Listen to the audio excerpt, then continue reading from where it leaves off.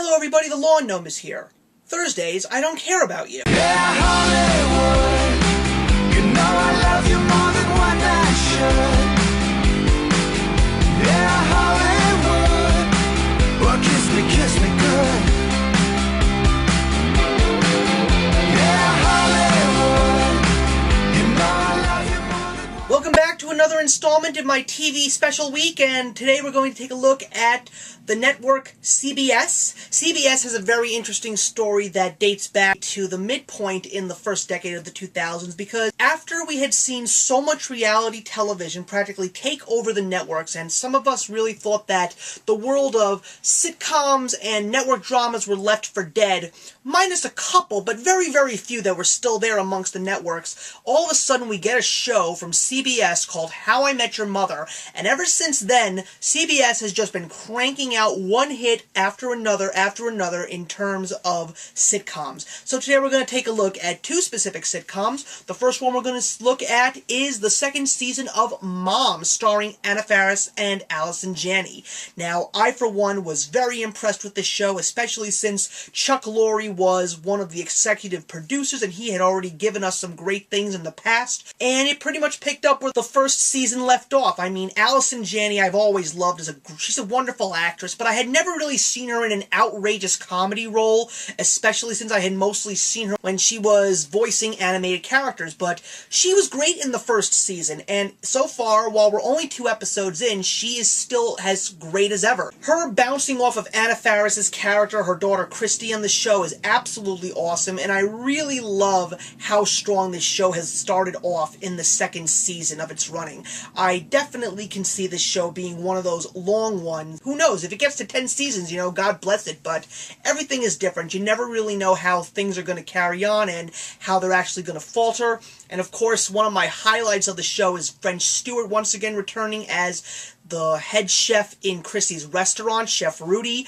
He had a couple of expanded character moments in the first season, and so far not so much, but I'm really excited to see what will happen here.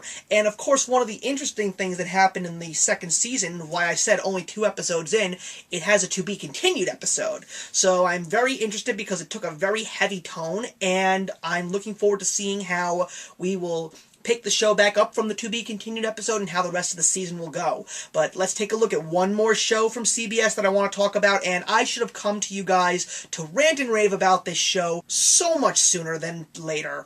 And it's because of the fact that in 2007, I was asked to be a focus group for a new television sitcom in Las Vegas, and that show was something that when I saw the pilot, I loved and said to these people, put this show on the air.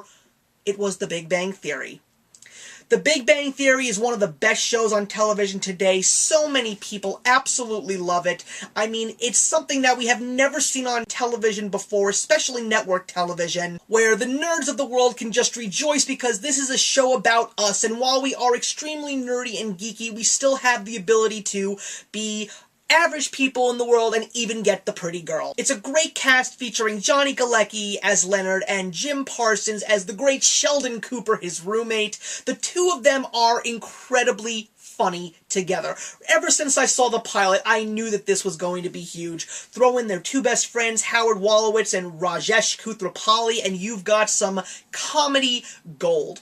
And of course, the whole premise of the story at the very beginning is when all of a sudden a pretty girl from Nebraska named Penny moves in, played by Kaylee Cuoco, who had originally been seen in the late John Ritter sitcom 8 Simple Rules for Dating My Teenage Daughter, and she has also been one of the highlights of this show. But even though I loved the show, all of a sudden in season 4, and it picked up after that, because we got 2 more female characters. We got Bernadette, who ended up marrying Howard, and of course you've got Sheldon's girlfriend, played by Mayim Bialik, who we all wondered what happened to Blossom. She's playing his girlfriend, Amy Farrah Fowler.